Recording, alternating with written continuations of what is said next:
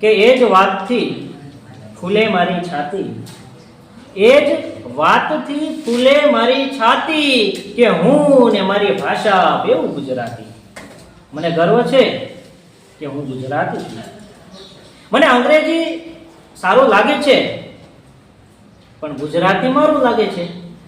મને અંગ્રેજી સારું લાગે છે પણ ગુજરાતી મારું લાગે છે.